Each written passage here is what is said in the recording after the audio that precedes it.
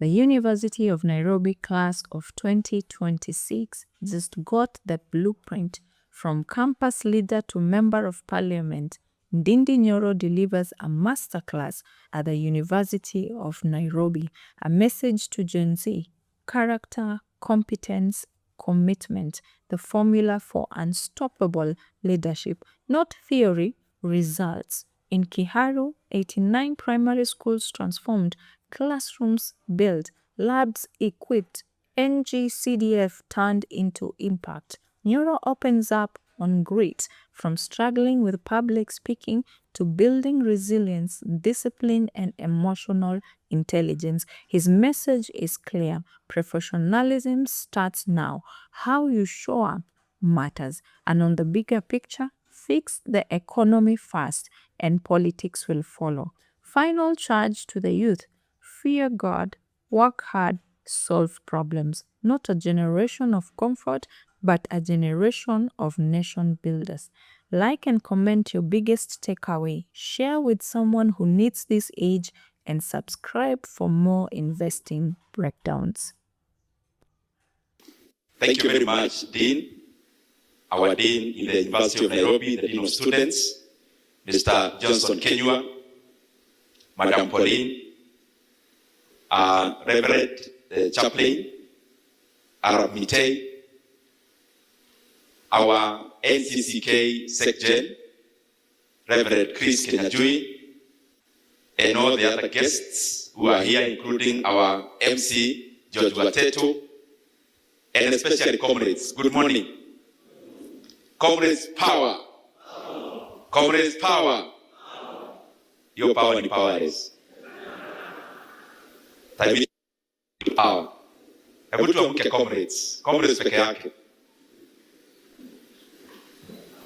Usret kidogo. Na uoke huyo mtu wako on your right changamka. I have come here with my phone so that I check time, because I want to speak for a few minutes, and then I request my brother, our Dean, Mr. Kenywa, that comrades can ask a few questions, so that isikuwe kama lecture. Najua lecture mmezienda sana this week, so story ya lecture nitajaribu kukuza kidogo. I am very pleased to be here today. The last time I came here to Fugamano, I was a student leader in KU. Na ilikuwa maneno ya siasa. I think that time we were coming for the DP party then, when President Kibaki was gunning for his second term, and it wasn't very clear which party he would vie with. And from that time, we could meet also here with civil society.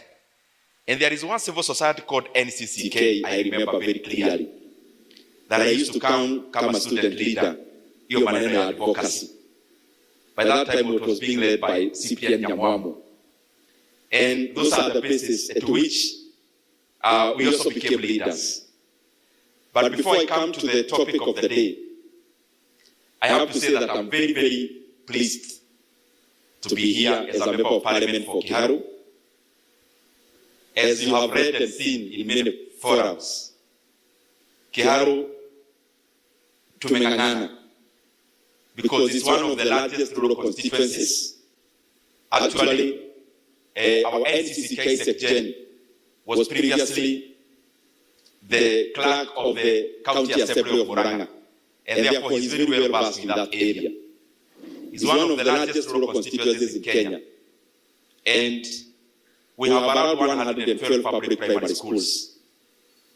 Na nyinyi kama watusi wetu kama viongozi, I'm reporting my scorecard to you, that all our public primary schools in a rural constituency called Kiharu, all of them are tiled, all of them without exception.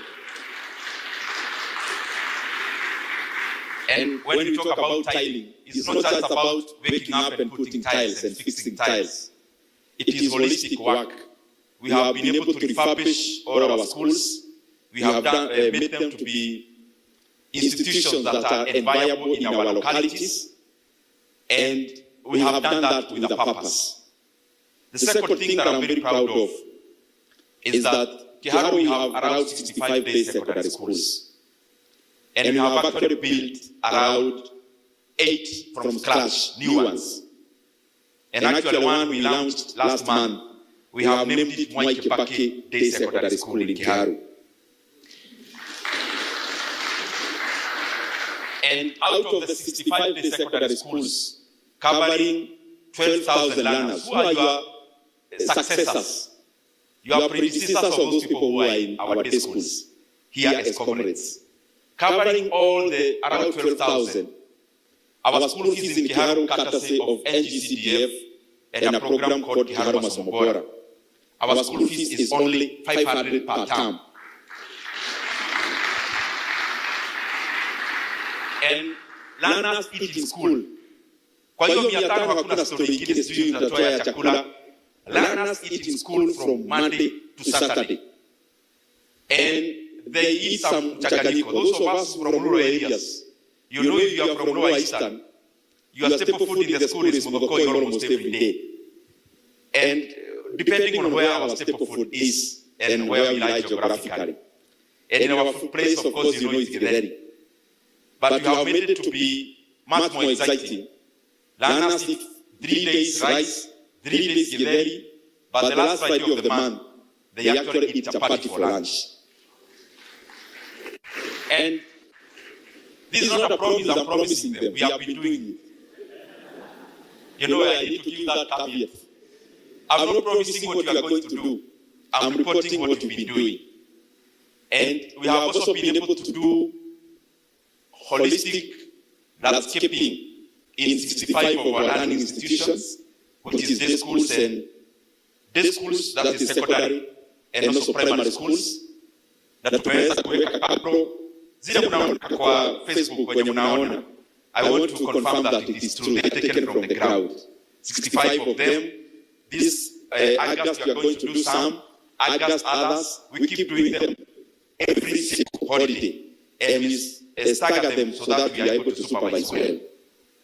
We are able to achieve all that because to do like the ones I'm telling you, we've started 8 new secondary schools. We do it through labor-based. Public works. We only get support, technical support from them, but the rest of the work is done by the local community. So that every shilling inabaki hapo kwa ground, and every utility of the money, none leaves again Kiharu to come to Nairobi. Hawezi toa pesa Nairobi upeleke Kiharu, alafu irudi Nairobi, either through taxes or through profits from the contractors.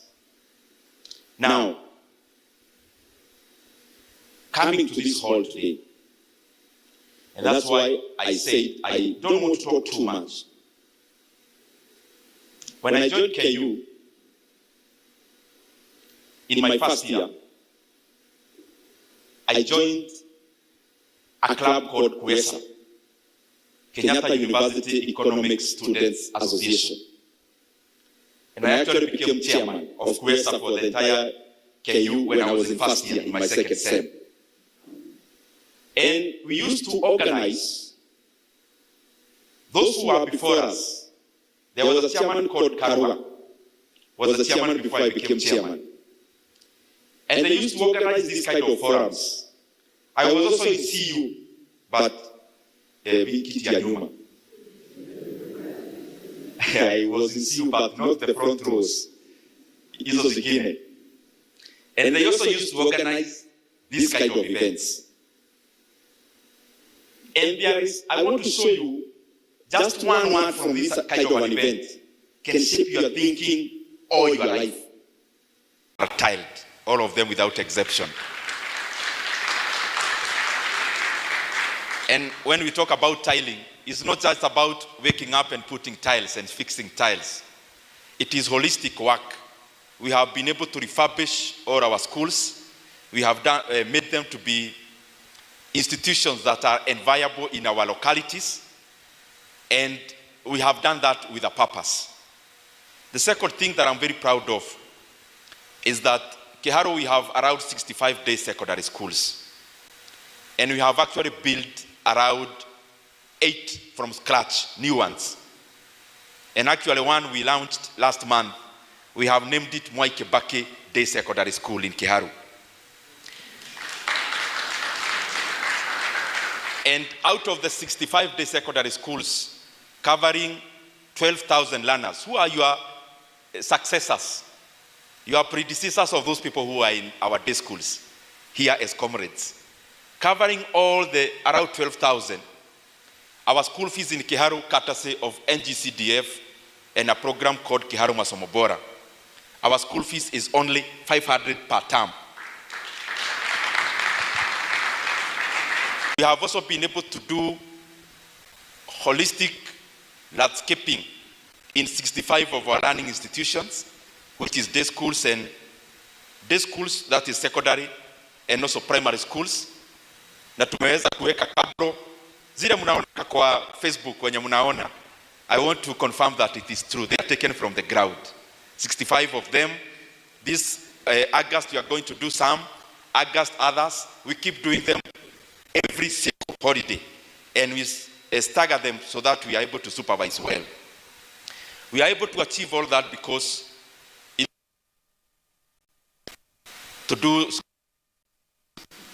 like the ones I'm telling you, we've started 8 new secondary schools. We do it through labor-based. This one for works. At KU, in my first year,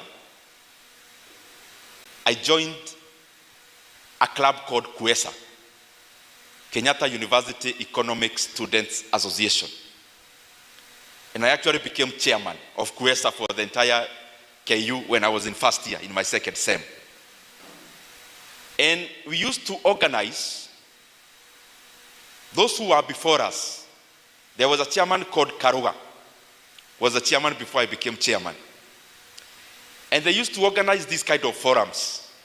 I was also in CU, but kiti ya nyuma. I was in CU, but not the front rows. Izo zingine. And they also used to organize these kind of events. And I want to show you just one word from this kind of an event can shape your thinking all your life. So one time we had organized a career forum, which had been organized by KUESA, Kenyatta University Economic Students Association. And they had invited some gentlemen, I think from either PwC, PricewaterhouseCoopers, or Deloitte, one of the two. So this gentleman told us one thing. It may look very shallow, but I've always done it by default from listening that day. So this guy, he was talking about how you vile unavaa kama mwanaume. It doesn't seem like it's important for us in this hall, but it was a topic that was handled that day. And I am glad I was there. So they told us, as a man, when you wear a light trouser in terms of color, you then wear a darker shirt. I know mnajiuliza sasa huyu jamaa anatuambia story ya kuvaa. I'm just telling you what I had then and I've always practiced, so that you see these kind of forums are never in vain. Nikatika hapo. Then they told us, you can't wear a suit and a sport shoe. And I've never done that since. Then they told us something else. I actually don't remember the name of the person who said it, but I remember what he said. Then he told us in terms of grooming as a man, the official wear. So hiyo story ya trouser ndio nimalize. Wakatuambia, then ukivaa trouser dark, you can't wear then with a dark top. You know, by the time inverted. Me, I used to think, to be smart, you wear a black trouser and a black shirt. So inakaa suti. That's what I used to think. My mind changed that day.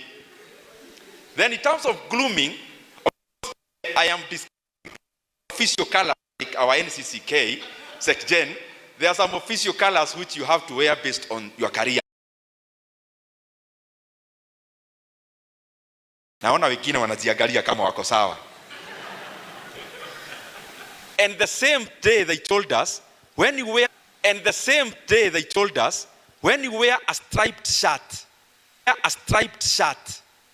shirt iko na stripes, then don't wear shirt iko na stripes, then don't wear. So I did my bachelor's of arts here, I think 2-3 years ago, and I went to KU around the same time. In KU, I enrolled for Masters of Economics, Policy and Management, and your volume iko poa, DJ. I think it's better. So, and I also came here, University of Nairobi, and I enrolled for MA Economics. And I have completed all of them and graduated. And the reason I had come to enroll for the 2 masters, what I thought, I read a lot, economics. So I thought, since I have read so many books, why can't I go enroll for masters to get a certificate for what I thought I already knew? Because I thought I had read everything. But I'm glad when I enrolled for my masters here and in KU, I confirmed the things I knew, but I was also able to read and learn many more new things. And around the same time, I enrolled for a short course in the London School of Economics, which I have also finished. And next month, I'll be starting another executive certificate at Harvard University. Because I've come to realize, if we just get it right economically in any leadership cadre in Kenya, then we'll have sorted even the politics of Kenya. Because politics is always about survival, is always about the fight for resources. If we get somebody who can bake a bigger cake, and if we get a formula which we can bake a bigger cake as Kenya, and our GDP per capita climbs higher, and our incomes per person climbs higher, and every person's productivity is enhanced by creating jobs, then we will have solved even whatever else we say in political gatherings. And that is the reason why it's a challenge to all of us as leaders that in our decision making, because they are too weighty, we make decisions not for ourselves and our homes. We make decisions about the destinies of so many people. Then it is our responsibility to make sure that the decisions we make are the best. And you only make the best decision by refining it every day, so that you keep on amending your conclusions. You keep on removing dogma from your decision making, so that your decision making can influence people in a better way and progresses our society. So, I'll give you this talk in a manner of some stories, because I don't want to be too academic. I have come to realize as a politician, as a businessman also, some of the things that cut across in whatever you are pursuing as a man, in whatever you are pursuing as a Kenyan, as a citizen of the world. And I want to challenge all of us here. As a man, strive to be accountable and dependable. Strive to be accountable and dependable. When you close school and you go home, you are still a baby at your home.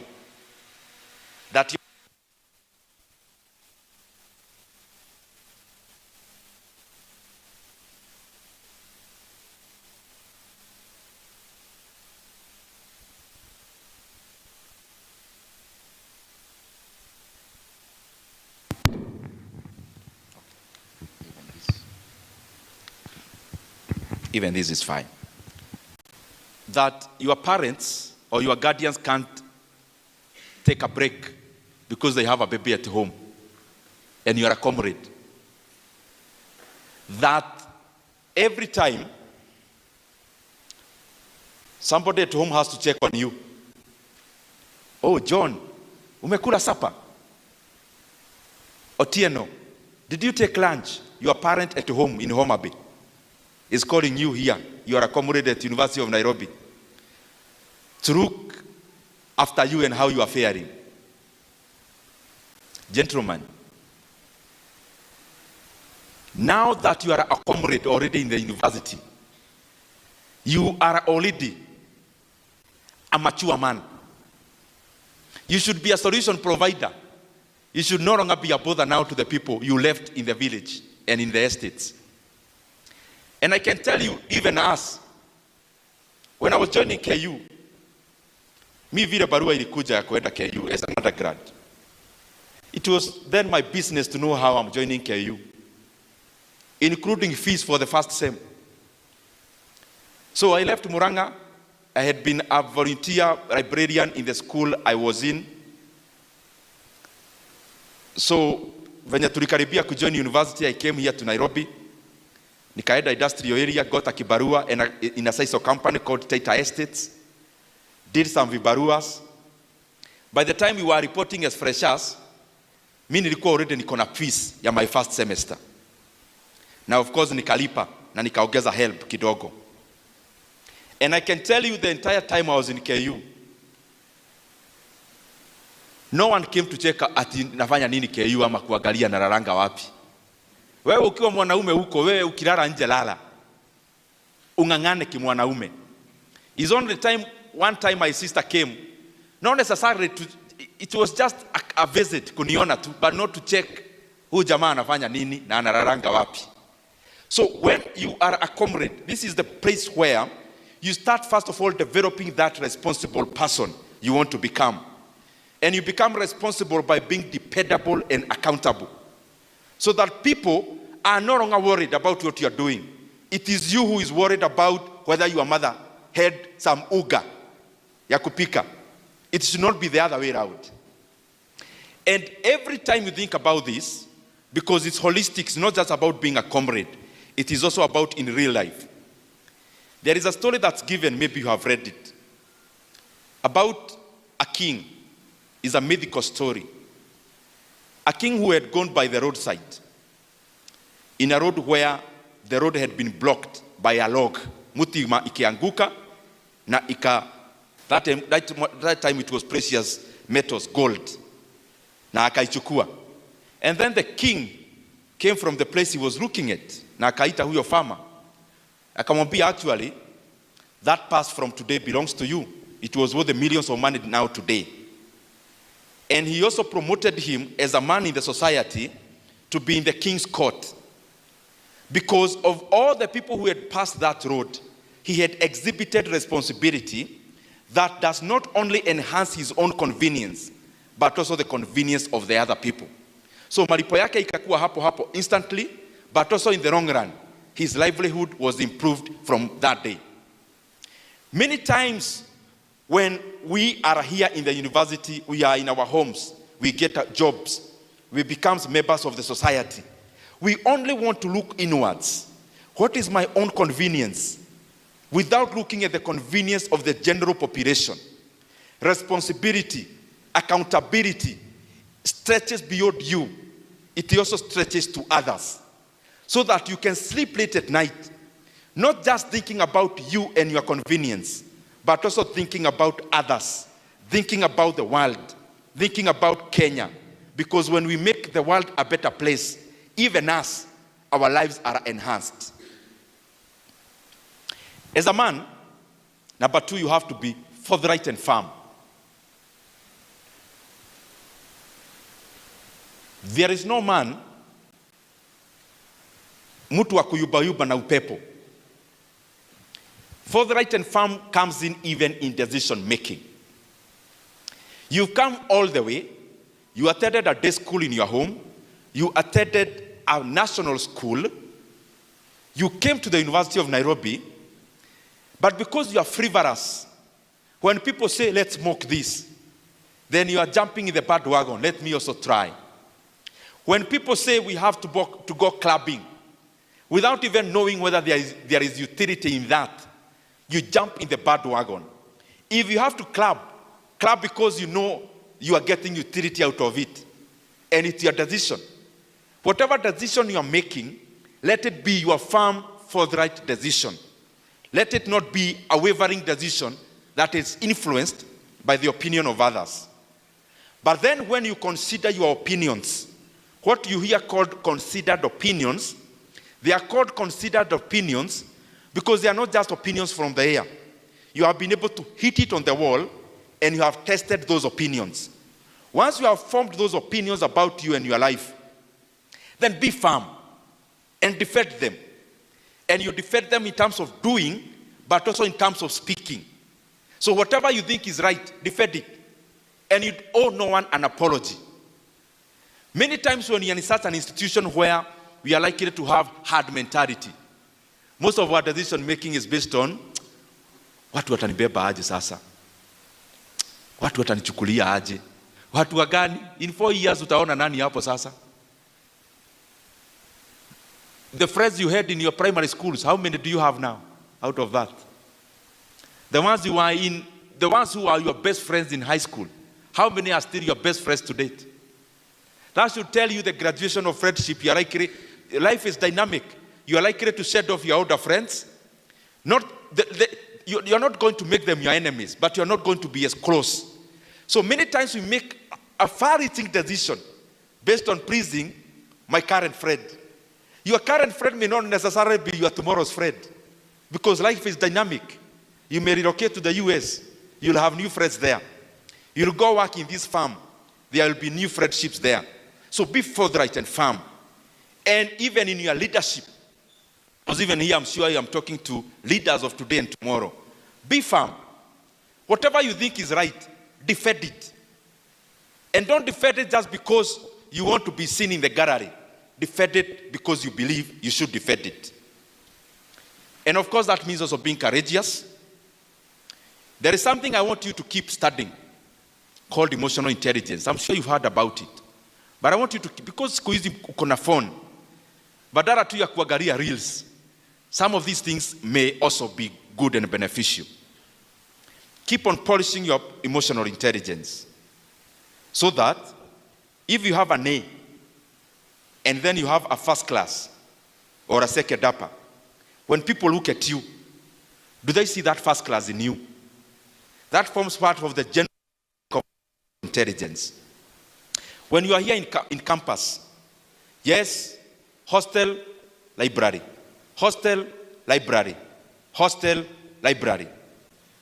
If that was the world, the ideal world, every village should be having a hostel and a library. The ideal world is more broader than that.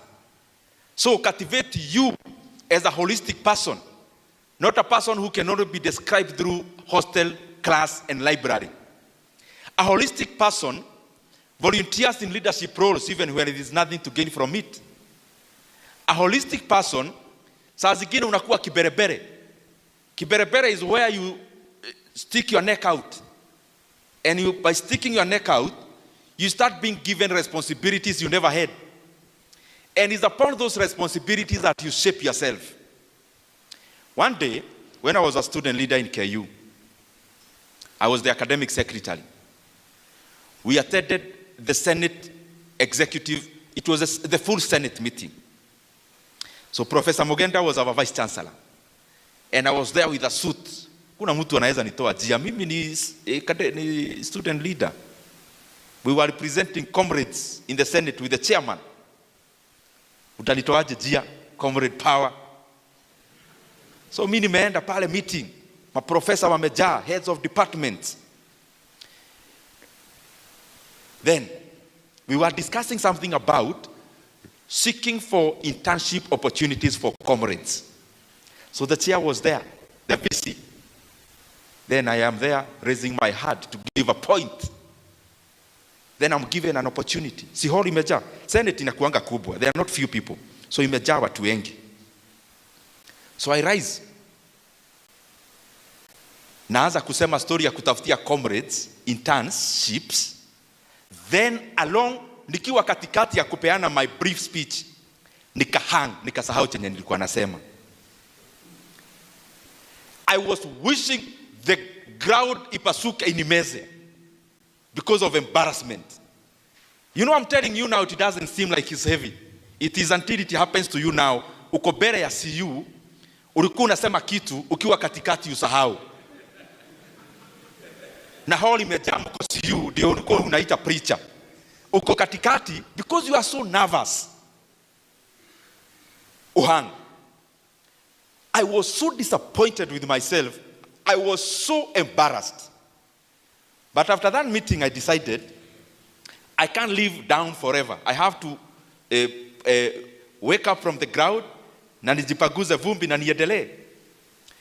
And I started learning about public speaking. So that day, which was the biggest trigger for me, that when you're invited somewhere to talk, be prepared. And also, it also helped me in terms of easing pressure and easing anxiety when you are talking before people.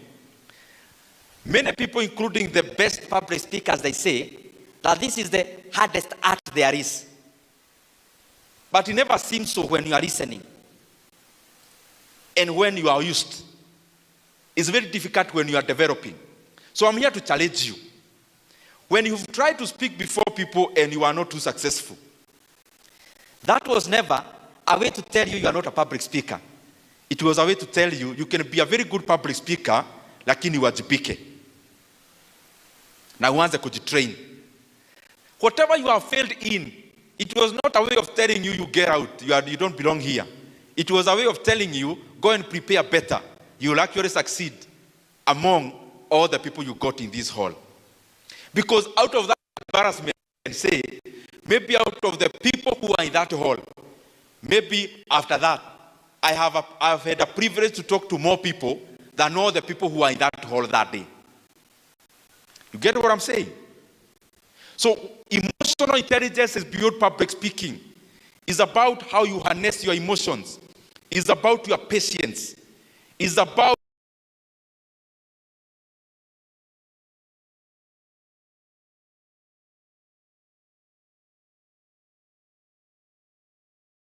your facial expression.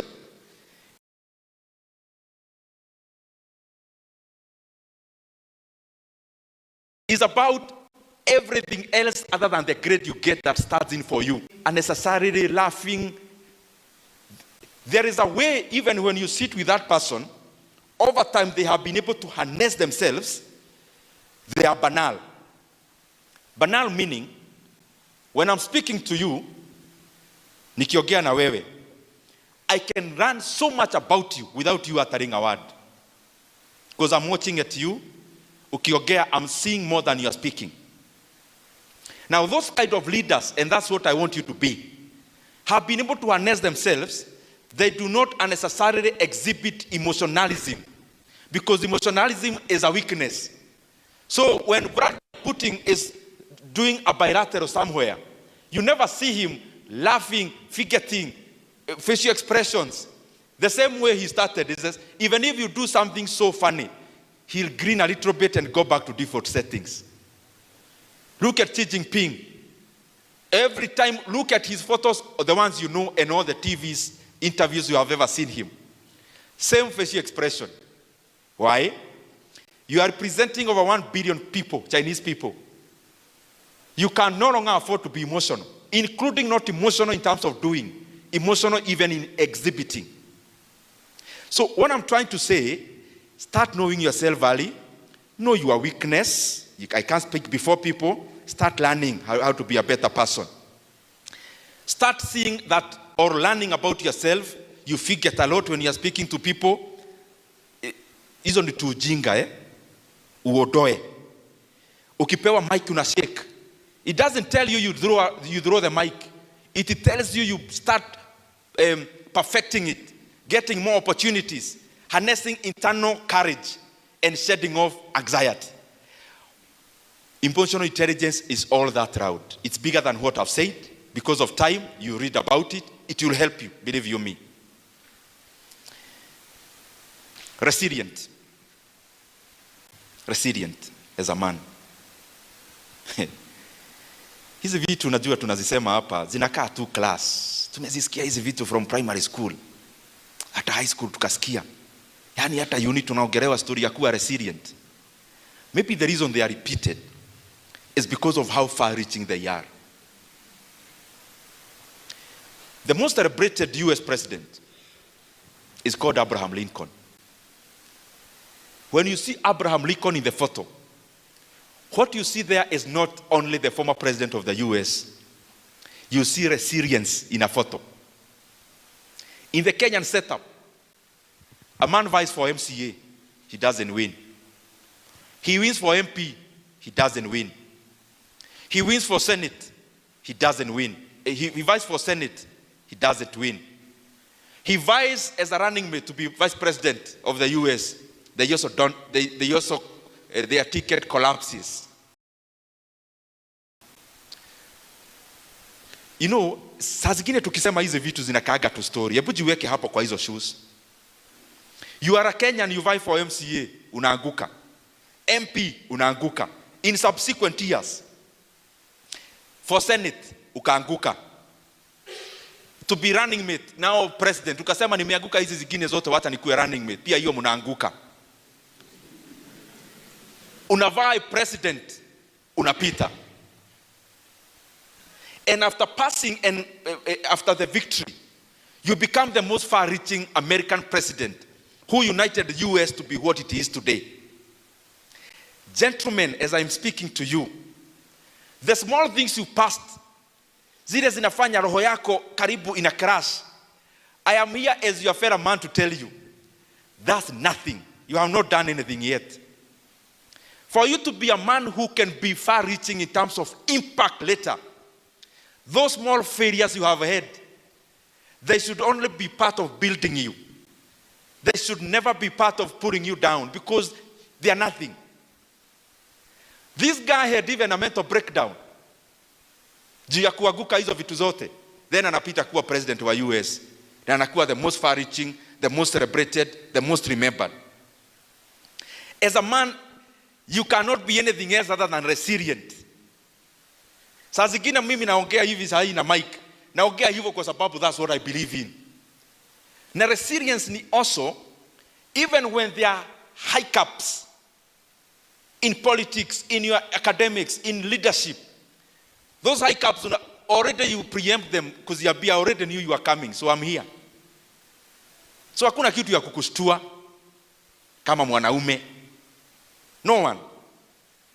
And I think it's at this point I should tell you, in this world, you as men, you must only always fear God, no other person, no other situation.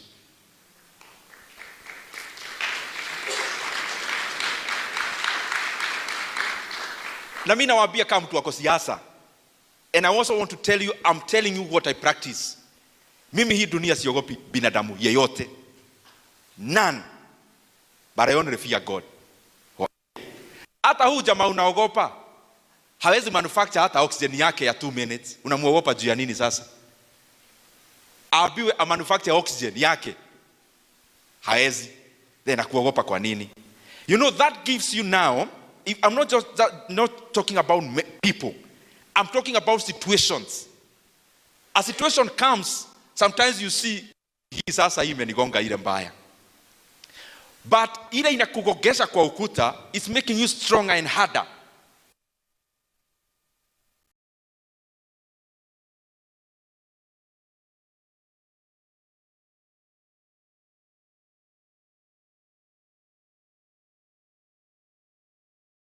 Went to the best primary school there was, the best university there was, akakobolewa hata nyumba outside campus, asiharibiwe huko. After that, akatoka, akatafutiwa job na mzazi wake. And in between, akapatizwa at the right time, akawekelewa mkono at the right time. Ukiangalia saa zingine most of the time, those normal, they also live normal lives. Me, I never came here to talk to you to live normal lives. Normal lives where you just go through the world, no one notices and you exit. No. As a comrade here, I came here to talk to you because you form the critical mass or people who should impact the world in a better way. And you can always do that when you are resilient. There is no storm that comes unaogopa. Unaifesi hivi. Either inapita ama mnapambana nayo. Unaniangaliaje? Comrades, power. Lastly, ndio niende kwa business and investments briefly.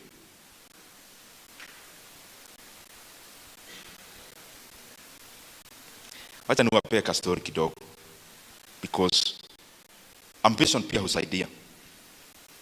Ambition ni usilive by chance. Unaona venye you just live by chance. Uko tu hapa UN, ile itakuwa ikue. Una graduate, sawa tu niende nikang'ang'ane kama wale wengine. Right from here, you must start thinking about you, what you'll be in the next many years to come. Na story nawapea mimi ni real. Mimi nilitoka primary school hapo village, nikaenda high school hapo tu village. Huko high school nikashona viatu from first year. I was a cobbler kwa wale wanafunzi wengine, because I needed pocket money. It was a boarding school but almost a day school. You know those boarding schools that are almost a day school? That one. It had actually become boarding like 2 years before we joined. It was previously mixed, first of all mixed boys and girls, but also mixed in terms of day and boarding. So by the time I was joining, it had been made pure boarding. And it had been made pure, no, it was still, I think, mixed men and women, boys and girls. So nikaingia hapo, kaanza kushona viatu. Lazima ningetafuta pocket money nikae kama wale wengine. Second, form 2, kuanza kuoperate canteen ya hiyo shule. Ilikuwa inaitwa Kiabugi, tukagoma sana, ikabadilishwa ikaitwa St. Paul's.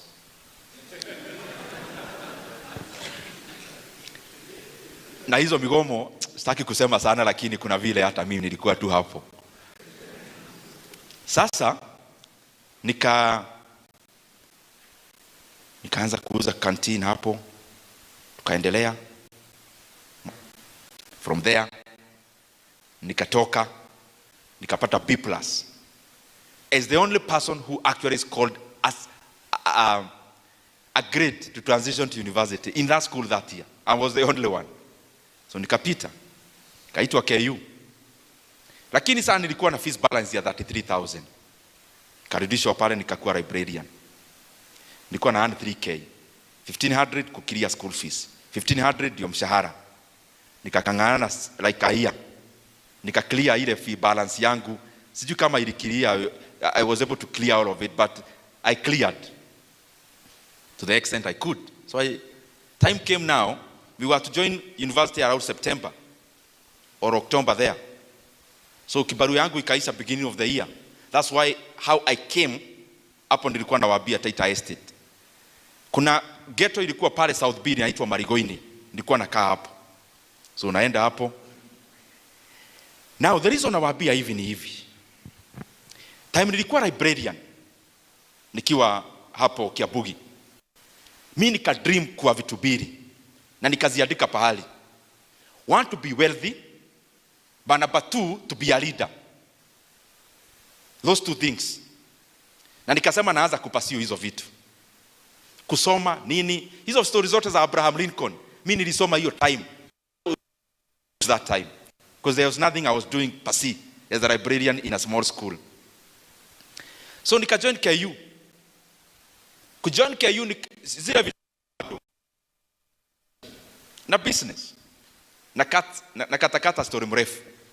So first sem, ile pesa ya ida na help, nikalipa school fees for the whole year. Because nilijua sasa hapa, mimi nikijoin campus, nilijua ndiasa ni mimi. Because my father alikuwa amepass.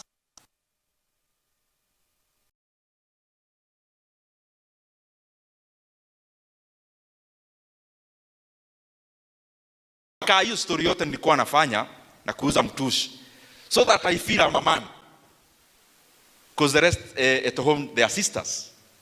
So, Niko hapo hivyo KU first year. Sasa nimejisort, nimelipa fee ya whole year. Second sem, kwanza hii first sem uberebere tu kuesa, nimeingia huko nikakuwa rep. Class zetu niko class rep, na class rep pia niliingia by default because my sister alikuwa amefanya wedding. Sasa hii wedding nikabaiwa suit ya green ya kusimamia my sister akifanya wedding. So mimi nikiwa class na suti, my lecturer, maybe he's watching, we still talk to date, alikuwa anaitwa Mr. Kenyajui, my lecturer wangu KU. So unajua vile lecturer anaikianga, anasema classes hapa university muna need class rep. Akasema, where you young man with a suit, you look like a class rep. That's how I became a class rep, because of my green suit. So berebere nikakuwa class rep hapo, nini. So second sem is where many things happen. So niko second sem, mi nikaenda KM. Najua mnaendaga KU, kini siju ya kusoma, najua why you go there. So mnajua Nyayo na KM mnaijua. So nikaenda hapo nikaanza ka hoteli. Sasa help ya second sem. Jamaa rafiki yangu maybe ana watch, ako UK anaitwa Wamwere. Nikamkopa help yake. Tukaenda Gikoba, tukanunua masufuria. Sasa second sem unajua ni next year sasa. Inaanzaga hapa mwaka ikianza. So mimi na Wamwere tumeenda Gikoba, tumenunua masufuria. Sasa kwenda kwa hoteli yangu Vatican Cafe. Ndio tulikuwa tunaita. Juu kulikuwa na Baghdad hapo KM, so nikaona Vatican watu wataipenda juu ya sentimental value. So nikachukua Wamwere, tukaenda Kikosh. Lakini kufika Nairobi tunaulizana na Wamwere, kwani siku hizi Nairobi kuna uniform? Majamaa wamevaa black na kuna so many red Nairobi. Sisi tukasema wewe tutunue sufuria tuachane na hii story. Kuchukua sufuria Gikoba, kufika town ndio tuenda ile stage ya KU. Iko karibu Rudhuri. Wamwera akaniambia ako na girlfriend. Kwanza nikashangaa huyu jamaa ako class ya juu aje. First year ako na girlfriend. Nikajua hii ni dynasty. Kumbe hasra ni mimi peke yangu hapa. So Wamwera akaniambia niko na girlfriend Rudhuri Avenue. Tupite hapo tukimsalimia. Tukapita hapo tumebeba masufuria. Dem alikuwa anauza phone accessories. Nikaona anatuongelesha kama hatujui, nikashindwa kwani Wamwera anajiforce kwa huyu msichana. So unajua venye msichana anakuongelea hivi, bado ana hang phone accessories hapo, anapaguza. Hakuna eye contact. So si tukaenda KU. We later on came to realize this day, the reason why there were so many reds, it ilikuwa Valentine's Day. Na badala ya Wamwere apeleke maua, tunaenda na sufuria. So huyu msichana alikuwa anashangaa, hawa majamaa wananiambia wanafanya economics. Economics gani nasoma na sufuria? So nikaanza ka hoteli kakaanguka. Kwa sababu comrades walikuwa wanakuja wanakula, walafu wananiambia tuonanie class. Sasa unakula kwa hoteli unanilipia class. Ka hoteli haikufanya poa, kaanguka. Same ile dream nyingine. Nikasema mimi navai. Nikavai kuwa Congressman School of Humanities and Social Sciences. BA tulikuanga hapo. Kuvai KU BA bana Congressman for the year I can defeat na 4 votes. Nikiwa fresher. Let me tell you that day. Nilikaenda kwa hostel. Nilikuwa nalala nasikia kama bed imewashwa jiko hapa chini. Because sasa hoteli imeanguka. Politics imezimia hiyo time sasa ya campus. Nikaona ama nikuwe tu just a normal student. History na jisubu. I was so stressed because I thought imefail yani kwa biashara na kwa siasa. Nikaona sasa ama nikuwe just a normal student, sionagi wakuwa na stress, wale wa class, library, nini. Na nikaona karibu nikuwe hivyo. Lakini haikuwezekana because bado nilikuwa nasukuma hiyo story. Na hiyo ndio same na kubukanga. My sister ndio alinivisit KU, nilikuwa namueleza kuna my sister alikam KU. Akakuja na nyama.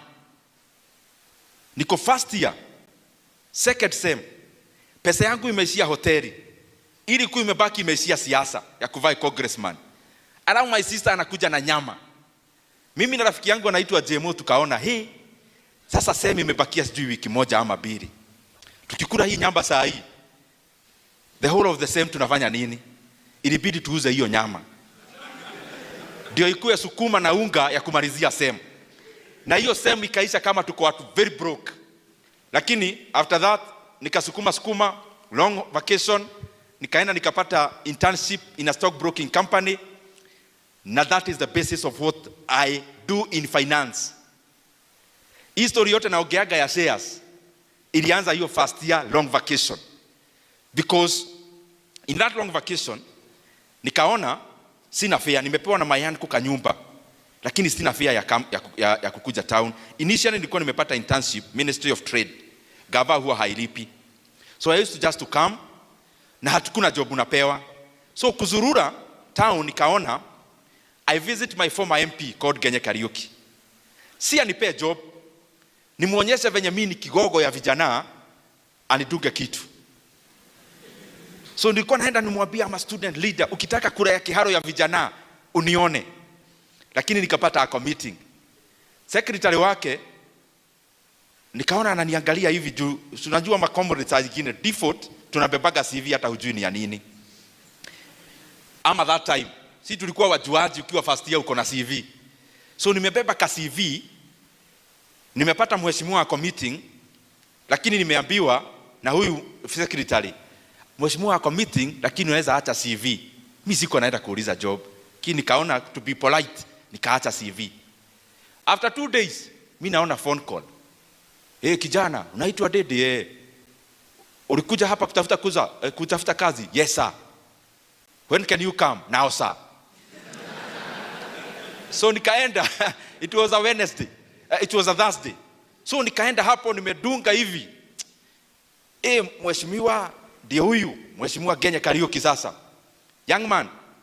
Then nikaanza kunipea story how we come from the same village. I didn't know much. Sikuwa najua lineage hiyo sana. Akaniuliza, you came here to ask for a job? Remember initially kutafuta kitu kidogo. Nikamwambia yes sir. When can you start? Now sir. Nilianza job hiyo afternoon.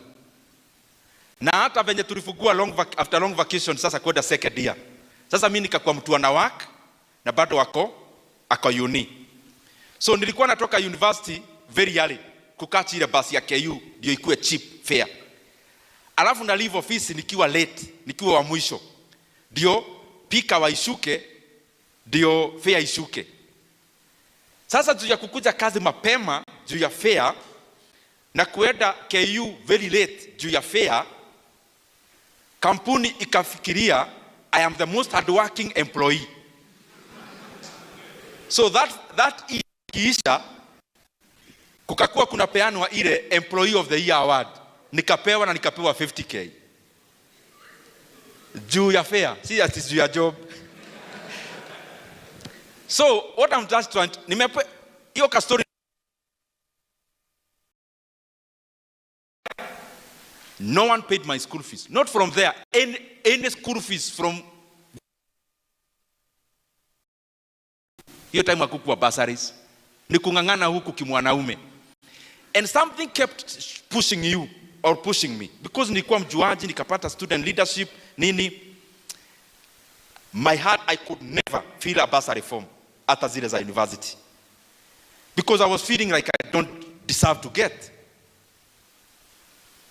So after that, second sem, ya second year, nikavai, nikakuwa student leader, na sasa tukafika mpaka kwenye tuko, graduating. Nikaambia my mother, wenye walikuja hapo graduation ceremony yangu. Nikawaambia waniobee nisipate job. Because I knew the best way or the most efficient way to trap me was to get a job. Nikawaambia mkienda mniobee ndio nisipate kazi. Ndio nisipate. Najua mnafikiria na make mistake. Si mistake. Sikuwaambia waniobee nipate job.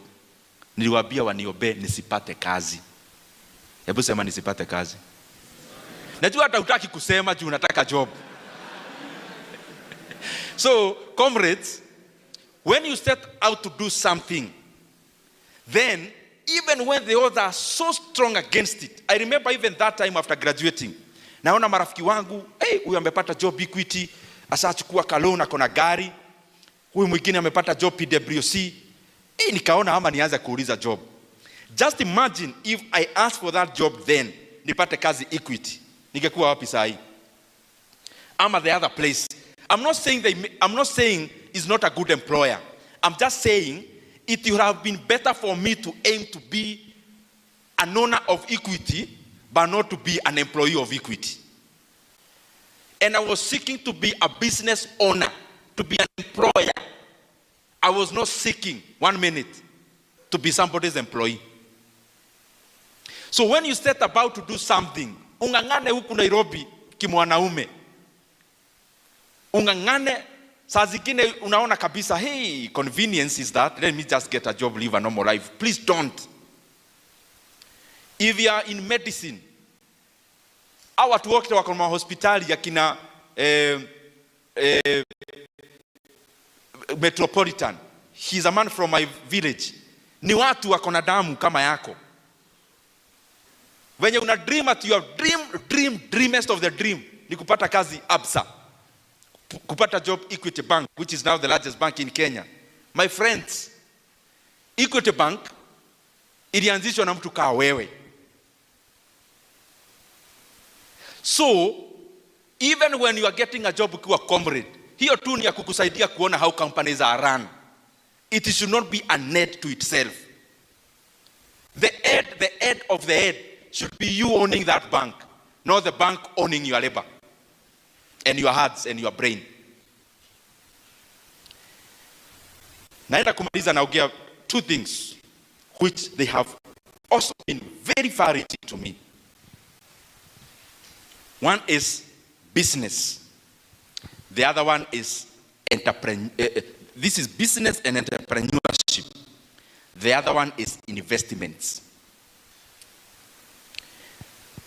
Ebu nikuulize wewe my bro, uko hapa UN kufanya nini?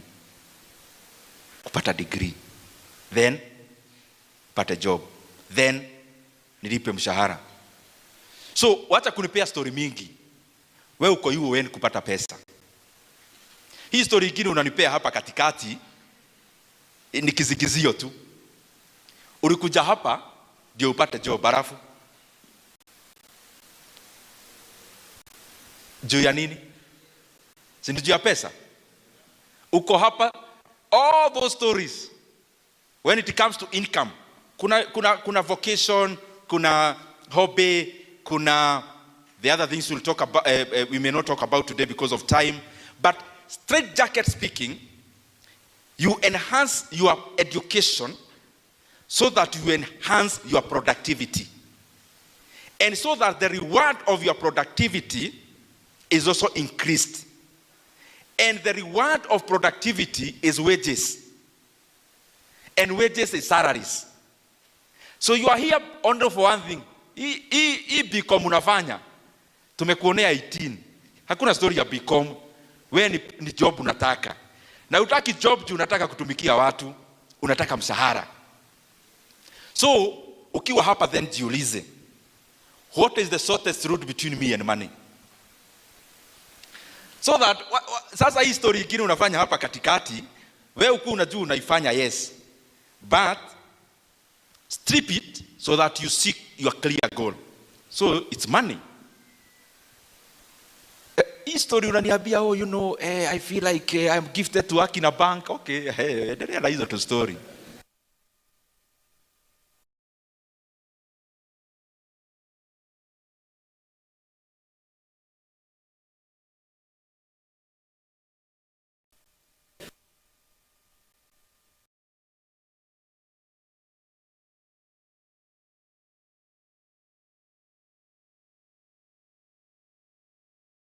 Helps you to do one thing.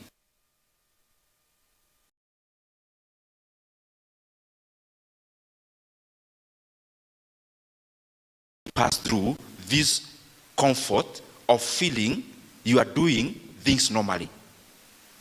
So if you are here na unafanya BCom, unafanya econ, campus for me inakuaga place ya open mind, sio place ya kusoma.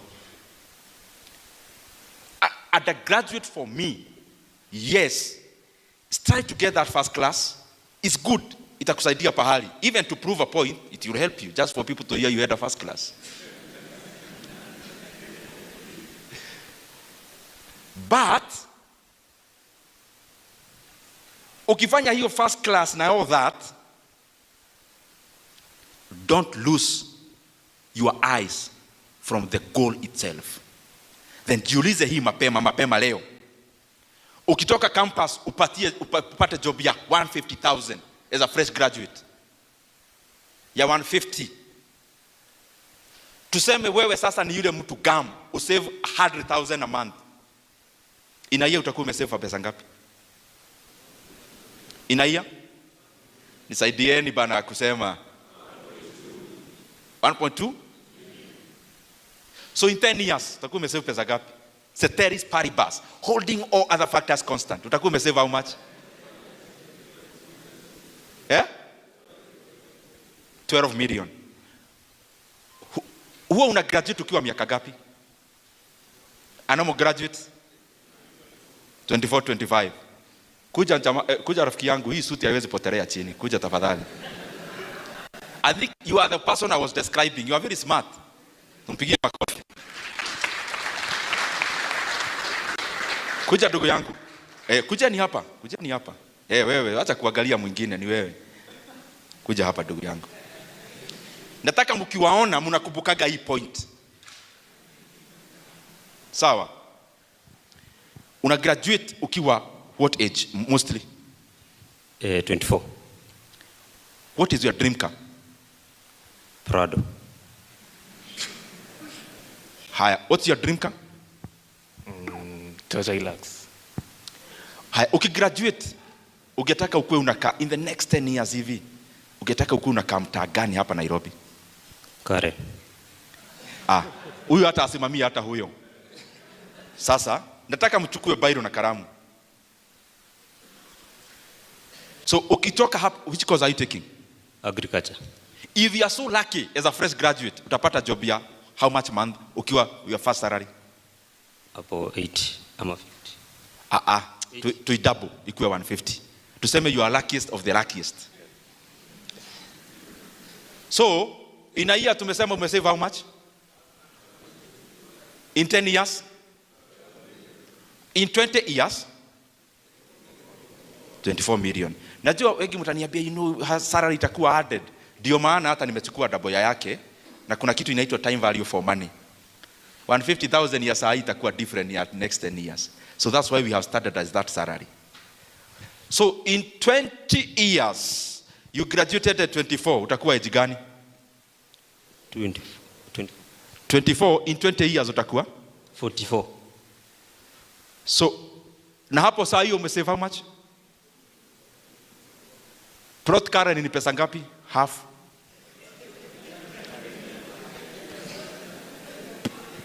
Plot ya Karen, give it 40 million for half an acre. So wacha kwanza tutoke huko. Wacha kwanza tuende Kahawa Sukari.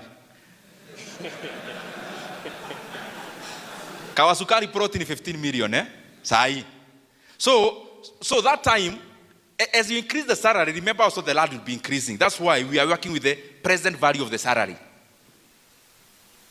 So Prado ni how much? Ipatie 10. 10 plus 15 ile ya plot Kahawa Sukari. So in 44 years, you'll have a plot in Kahawa Sukari and a Prado. But the plot you'll have no house. Is that the kind of life you want to live? So I have called them here mkuwe mnawakumbuka. Supposing my brother here amepata job. Apata hiyo job the best. So he'll be driving in the next 2 years after graduating. So he'll be salivating because a fresh graduate is driving. Tuseme my brother here aseme staki hiyo job, mimi nangangana. Aingie kwa biashara ianze zero. The first 1 year anapata tu ya kulipa rent. By the 4th year break the glass ceiling. And in the 5th year, already ashatengeneza 50 million. So many times we want this convenience ya kuwa normal, doing things normally. But then you are 44, a plot and a Prado, na tumeweka life yake constant. Hana school fees analipia mtu, hana nothing, na ana save kama kabisa mtu anapenda pesa. Because mtu wa 150,000 saving 100,000 is almost an impossibility. Kaeni chini. I called you for image, mkuwe mnakumbuka. Wapigieni makofi. So ukiwa campus, don't tell me you are not a businessman. Businessmen kwani uzaliwaje? Don't tell me, the world has a space for everyone. We need people in the offices. Exactly the point. That's why you are in this forum. All the people in this forum, they came because they can be business people. How wakuajiriwa wacha wakuwe wenye hawako hapa. And I wish like half of us here, in many years to come, will have refused to get jobs and will have taken over the idea of having businesses, and you'll be running businesses and employing people. Now, start with the idea as a business. Idea must be something you love, something you always feel like you're in vacation doing, because remember, you are still living even when you are doing business. So, usivumilie kufanya biashara. You know the way, unaweza ajiriwa kufanya job, ukiamuka tu hivi, your heart is sinking. Even in business, stop just doing it for money, because you not do it with passion. Start with an idea which you are passionate about, but differentiate between passion and hobby. So that you don't chase a hobby thinking you are chasing a business idea. That person has to have market. If your hobby, your passion has no market, you are in delusion. You are delusional. And I want to tell you this because with all much respect, Kenya, for example, let's say wewe ni muibaji. It doesn't pay in Kenya. You are a writer. I have written a book, so I am telling you the things that are practical. There is no money. So differentiate between where iba hapa hivi, ni sawa tutafurahia songs. Lakini ujue utafute biashara, hiyo sio biashara in Kenya. Because if there was, tungesimamisha watu 10 hapa waseme walipata millions of money from singing. So do it as a hobby. You love doing it, but still look for that business idea. Business idea is something you can actually sell. And as you do that, look for something you can make a product which people can buy to use. They will not be buying to sympathize with you. You know the way unaanza kabiashara hapa ya kuuza socks hapa campus. You are begging your classmates, you are appealing to their sympathy to buy your products. That's not a business. Hiyo ni kusubua watu. You know the way you are a lady, unauzaga bags. Na uko chama. Ukifika chama, people can't breathe. You are bulldozing selling bags to them. They buy to please you. That's not a business. That's coercion.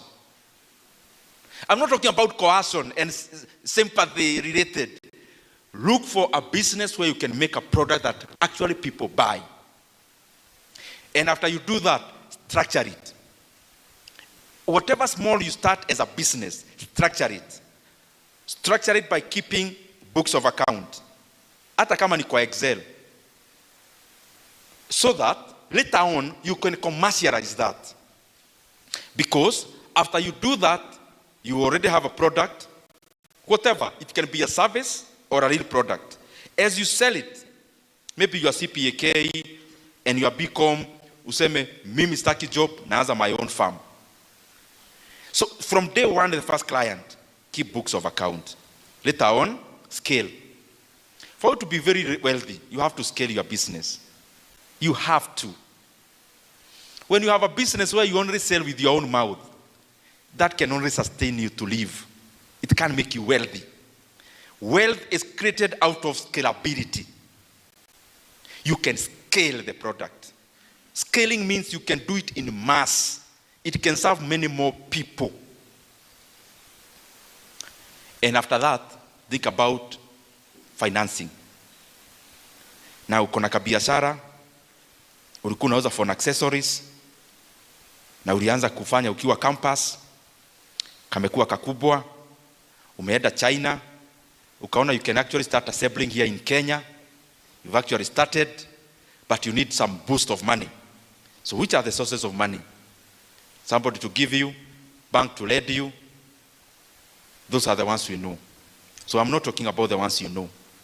I'm talking the ones we rarely explore. If you just Google now, later on your free time, you realize Kenya had billions of money last year coming into Kenya on something called private equity. Then you wonder, who are these people? Private equity is this. You have a phone company, an accessory company. You've upgraded, now you are doing assembly. But for you to scale, you need 20 million shillings. You own 100% of your business. So you call somebody with, they come into your business. You give them 25% of that business.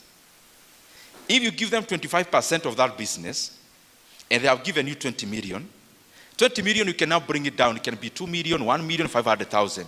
I'm just using it for simplicity's sake. It means your business from there is valued at 80 million shillings. Because if somebody gave you 20 million, and you give them a quarter of the business, it therefore means the entire business is valued at 80 million. So you buy the machines and you scale further. But you realize Kenya is becoming small. You want to expand to the region. So you need to expand even bigger machinery, bigger equipment. So you source in somebody with 50 million shillings. That person with 50 million shillings comes in and you give them 10% of the business because it has already grown. Remember, you had already given somebody 20%, 25. You've given another 10%. But this 10%, because the company is already grown, you took 50 million for 10%. So the entire business is now valued at 500 million. So your remaining 65% is worth much more than when you had the 100% of that business. And if you took a loan. So think beyond traditional ways of financing. Because I have never seen a company that has excelled through loans. None. Facebook was venture capital. Tesla, venture capital. PayPal, venture capital. All of Meta, which is now Facebook, sorry. Nvidia, which is one of the largest companies in the world. Venture capital and PE. So you continue now owning less percentage, but of a bigger value. So as you do business, have that at the back of your mind all the time. All the time, let it be in the back of your mind. That you are not creating a kiosk. You are creating a behemoth of a company. Let it always ring in your mind. That for you to get into billions, you can't do it through a kiosk. You have to expand beyond there. Beyond subsistence. You can't do it through subsistence. You know the business you do because uko na pahali ya kwenda asubuhi. No. That's not why you came to the UN. You came here to do bigger things. And as you do all that, kama hiyo story nawapia a percentage. And I keep repeating here, I want to repeat to you. Mnaona Equity Bank. Walitengeneza profit ya 75.5 billion Kenya shillings last year. Equity ni ya nani? Ni ya nani? Ebu shout. Shout better. I think I'll send him this clip. Shout better. Who owns Equity Bank? Now listen here, guys. He owns 5% of Equity Bank. But all of us know ni ya nani? He owns 5%. Institutional investors are larger than him. He is the single largest individual shareholder, yes? But there are many more companies which own Equity Bank bigger stake than him. But look at it this way. They made 75 billion in net profits. So they're paying dividend of 22 billion shillings to shareholders. So what is 5% of 22 billion? No. 5% of 22 billion. So him, as an individual, he's getting dividend of how much? My brother? He's getting dividend of 1 point. Imagine that. So he had 1.1 billion in dividend. Take any company in the NSC, take Sanlam, a whole listed company. Take Kakuzi. Kakuzi is an entire listed company which owns tracts of land in Muranga. They made a profit of around 300 million shillings, the entire company. So, would you rather be owning 100% of Kakuzi or 5% of Equity Bank? 5% of Equity Bank is giving one person 1.1 billion in dividends. And remember, sitahesabu ile ameritain. If you just do the profit, 5% of 7.5 billion is how much? 5% of 75.5 billion. Can you imagine? So his 5% only made a profit of 3.75 billion shillings. So always have that at the back of your mind. If you combine all agricultural companies in Kenya, Kapchorwa Tea, Rimuru Tea, Kakuzi, Sasini, all combined, their 1 year profit is less than the profit James Mwagi, who owns 5% of Equity Bank, is getting in dividend as a single shareholder. So what I'm saying, if you want, you can still keep your 100% of your business and keep earning less. But nikitoka Sharks niliambiwa mwanaume lazima akuwe na shamba. So the first salary you start paying for, you take a loan, you start buying a plot. Expand your mind about what capital markets this. Ujue shares ni nini, fungua CDS account, na usiniambie huna pesa. You can buy shares at 1,000 shillings. Answer, at least for learning purposes. Uelewe. And I can tell you here as an alumni of UON and KU, I have made more money passively than actively. Me, not red. The money I've made through working actively, through business. Oh, there is a time I had an IT company connecting watu na internet, nini, hizo story, mingi hivo. Doing all those, I have made more money in multiples than I have made in active business. So, expand your horizon. The people you see, akina Zuckerberg, akina Elon Musk, when you hear Elon Musk is worth 800 billion shillings, it's not money that has passed through his hands. It is the valuation of his companies that have increased. Let's say the Kenya Power, I have a few shares there. So, you buy these shares at 1.8 shillings 2 years ago. The shares are now 16 shillings. Which active business would have given me that money? So what I'm trying to say is that expand your horizon between what you know, beyond what you know. Ujue US, stock market ya US ni gani na gani. Hii New York Stock Exchange ni nini, Nasdaq ni nini, Singaporean stock market ni nini, what is listed there. What is even this NSC we hear about here Kenya, hii ni nini. Plan even a trip to visit NSC. The CEO will host you there. Know what things happen there. So that by the time you are leaving, you are grounded in terms of investments. Nipigieni makofi.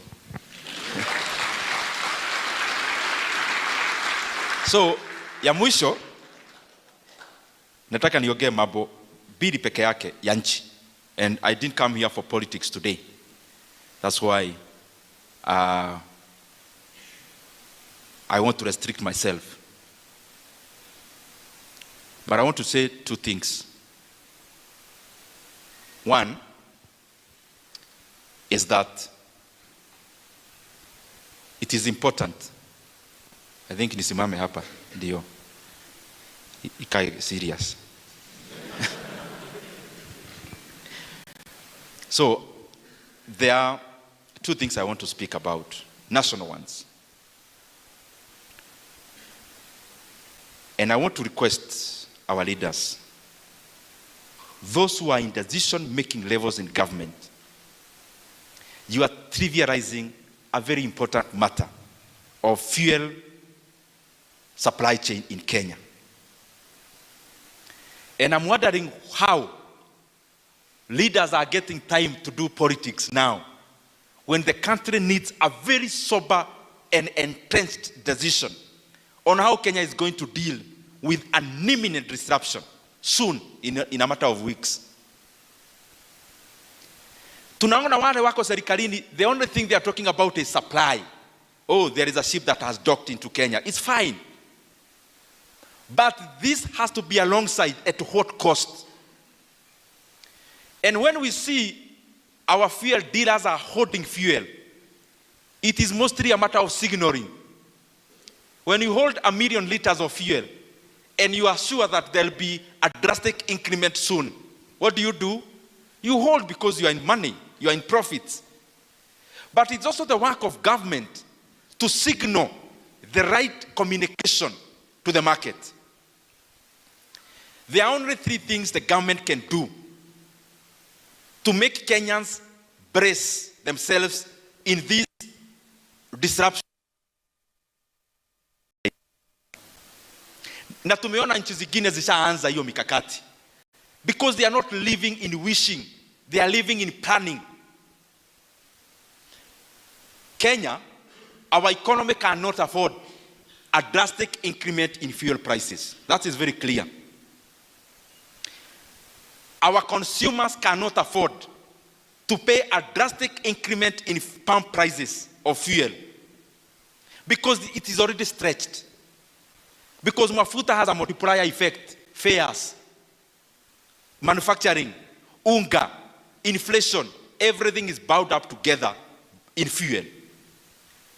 Na mimi nataka niulize serikali haraka waanze mikakati. There are only 3 things that can happen. One is to give subsidies to Kenyans, starting next month. The second one is for the government to remove the 8% they added in fuel so that our VAT in fuel can go even up to 0. And the third thing is to remove the 7 shillings per liter that was added into the fuel levy in the year 2024.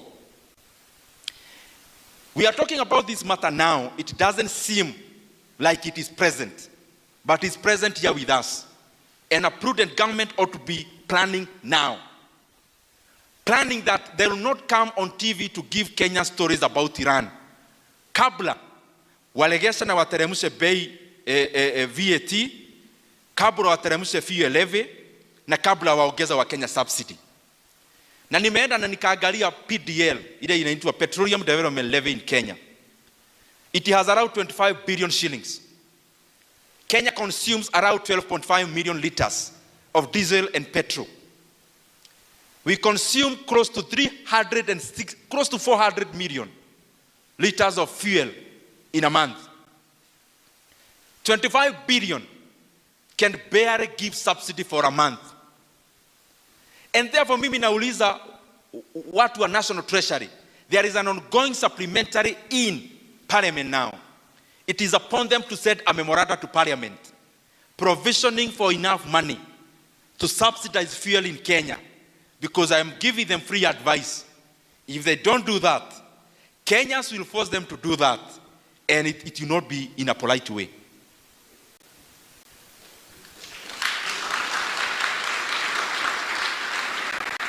So mimi nawauliza mambo ya mafuta, serikali mapema mufanye kama serikali zingine za ulimwengu. Nchi ambayo haitoi mafuta, ile kitu unafanya ni kuangalia levies and taxes na kupeana subsidy. Kwa sababu serikali isikae pahali ijaribu kuimagine ya kwamba Kenyans watashoulder fuel increment without government doing something about it to ameliorate the matter. So lazima, na ni mapema, tunasema mapema kwa sababu muda iko, at least a week or 2.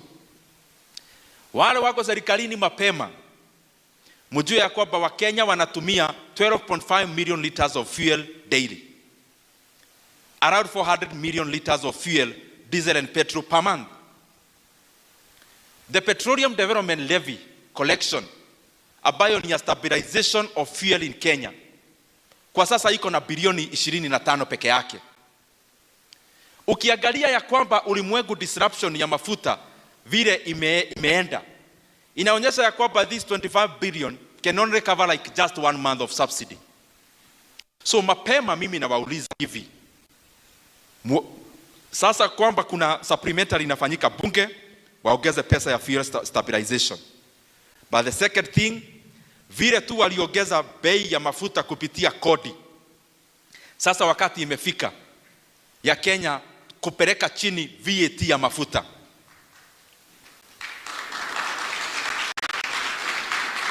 Na vile fuel levy iliongezewa mwaka wa 2024 through a gazette notice by the minister in charge of transport, wakati imefika sasa Wakenya waondolewe hiyo kodi, so that kwa hii disruption ya mafuta ulimwenguni Wakenya wasigongwe sana, kwa sababu Wakenya wakigongwa sana viwanda zitagongwa na bei ya maisha itapanda. And I can assure the people in government, this will not be a very good situation even for you in government.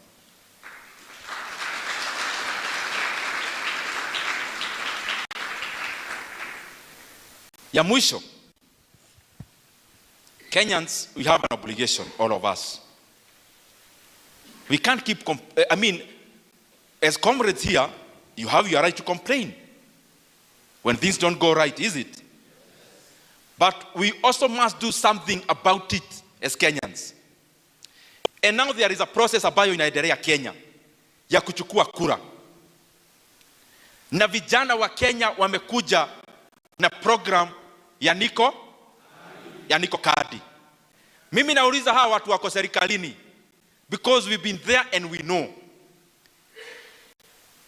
The people in government are trying to associate themselves with this program that is coming out from the young people of Kenya, so that they sabotage it. And I want to tell them, it will not be possible to sabotage the Niko Kadi program ya vijana wa Kenya.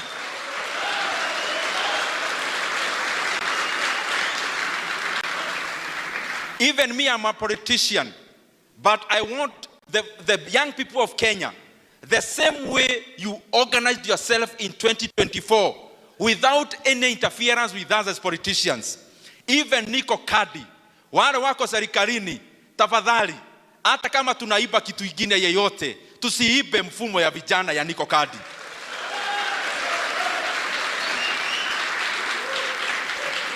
It must be let to run organically. And the young people of Kenya, don't be distracted. Please, do not be distracted. Wacha tuulizane maswali huko bere, kama wa vijana wote wa Kenya wako na voters card, wako registered, na wanajihami vizuri kufanya ile wanataka kufanya next year. Na mimi nikiangalia naona kile mnataka kufanya. Vijana oye! Kenya oye! So, please, from here and the University of Nairobi, comrades wanasema, you guys in government, the Niko Kadi campaign is an organic program by the young people of Kenya. And the young people in Kenya are telling those in government, please keep off from stealing the idea. Keep off from sabotaging the idea. Keep off from branding the idea. It is an organic program from the young people of Kenya. Wewe kama unataka story yako, anza yako.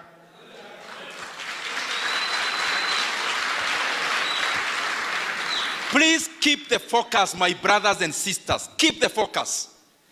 People would want you to lose faith hapa katikati, msichukue kura. But I'm very glad. Na nimefurahi sana. Malaini zinapangwa zinakaa hivi. Na kuna watu wanaona vijana wamepanga line wanachukua kura, wanaanza kutetemeka. Vijana wanawaambia mtatetemeka bado hamjaanza. Kwa sababu malaini zitaendelea kujaa. Na vijana watachukua kura. the young people of Kenya watachukua kura, na sisi wa Kenya wote na wahisi kila mtu, let us register as Kenyans to be voters next year, so that our civic duty can do something into making Kenya a better place. Thank you very much.